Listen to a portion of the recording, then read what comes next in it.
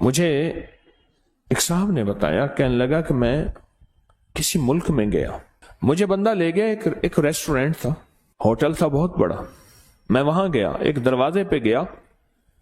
تو اس نے دروازے کی ایک جگہ پہ بٹن لگے ہوئے تھے، اس کو اپنے مزاج سے گھمایا، کوڈ لگے ہوئے تھے، دروازہ کھل گیا، آگے راہداری تھی اور آفس تھے،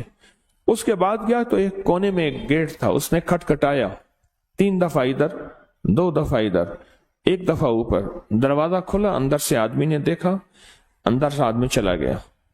آگے گیا تو پھر آگے ایک اور دروازہ تھا، اس دروازے پہ پھر بٹن کوڈ تھے، وہ اس نے دبائے، پھر ہم ایک دفتر میں پہنچے اور اپنی مطلوبہ جگہ پہنچے۔ کیا خیال ہے، آپ اپنے موبائل پہ کوڈ نہیں لگاتے، اپنا تھم انگوٹھا نہیں لگاتے کہ آپ کا موبائل کوئی نہ کھول سکے؟ زندگی موبائل کی طرح بندھی ہوئی ہے، بندہ عاجز آ جاتا ہے، اس بندے کا موبائل نہیں کھول سکتا، اس نے اپنا کوئی کوڈ لگایا ہوا ہے۔ زندگی عاجز آ جاتا ہے بندہ، اور زندگیوں پہ کوڈ لگے ہوئے ہیں، بندشوں کے، دیو سائی کے، جنات شیاطین کے، بندہ نہیں کھول سکتا، اور اگر اس کو کھول سکتے ہیں تو کوئی طاقت ایسی ہے اور کوئی قوت ایسی ہے، موبائل جتنا بھی اس کو کوڈ لگا ہوا ہو، موبائل بنانے والا نظام،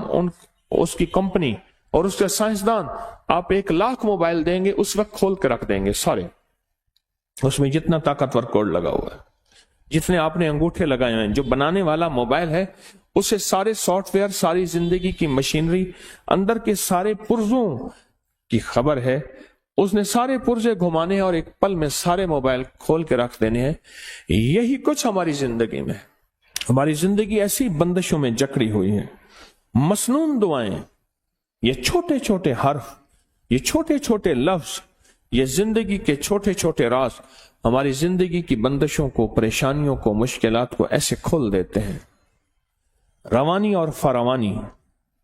روانی اور فراوانی ایسے زندگی میں آتی ہے کہ عقل اور انسان کی ہوش اور انسان کی سوچ اور انسان کا گمان خیال دنگ رہ جاتا ہے کہ میرے لیے ایسا ہو بھی سکتا ہے، اتنی بڑی کامیابی۔ اور میں آپ کو چھوٹا سا واقعہ سورۃ اخلاص کے بارے میں سناؤں، سمجھ آ جائے گی پھر سورۃ اخلاص کی۔ مجھے یاد ہے کہ 2 مالدار شخص ووٹ پڑے، چھوٹے کونسلر کے ووٹ کھڑے ہوئے، 2 مالدار شخص تھے، ایک بہت بڑا مالدار تھا، طاقتور تھا، تمام ذرائع طاقت کے اس کے پاس تھے، تمام ذرائع طاقت کے اس کے پاس تھے، بہت بڑا مالدار تھا۔ ایک چھوٹا مالدار تھا،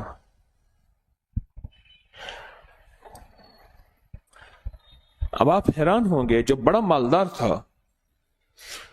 لوگوں نے اس کو ووٹ دیے۔ ایک شخص تھا جو سارا دن اس کے نعرے لگاتا تھا، اس کے بارے میں لوگوں کو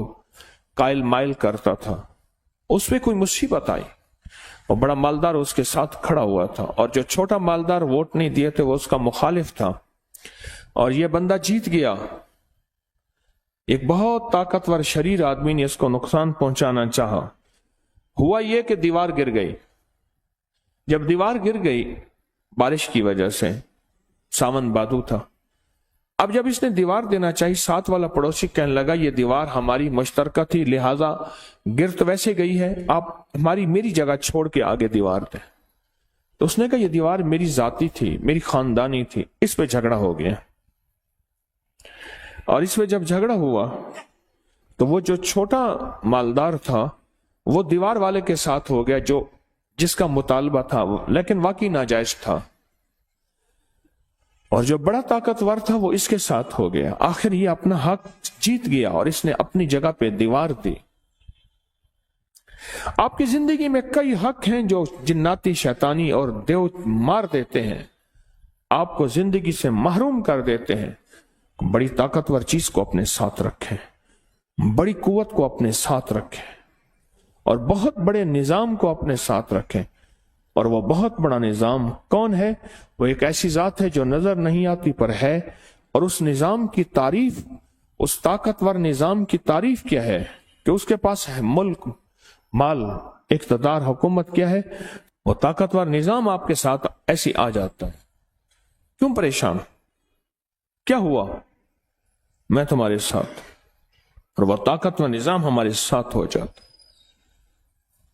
اور یہ چیزیں بے بس اور عاجز آ جاتی ہیں،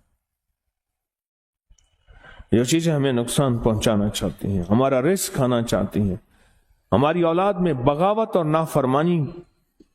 کو گھولنا چاہتی ہیں، اور ہماری نسلوں کے اندر پریشانیاں، مشکلات اور مسائل اور الجھنیں، یہ چیزیں ہماری زندگی کو کھا رہی ہیں، یہ ایک پل میں وہ طاقت ہمارے قریب آ جاتی ہے، ہمارے سامنے آ جاتی ہے۔ اور اس طاقتور نظام کو سمجھنا ہے تو دل میں کہہ دیں قل هو اللہ احد اللہ الصمد لم یلد ولم یولد ولم یکن له کفوا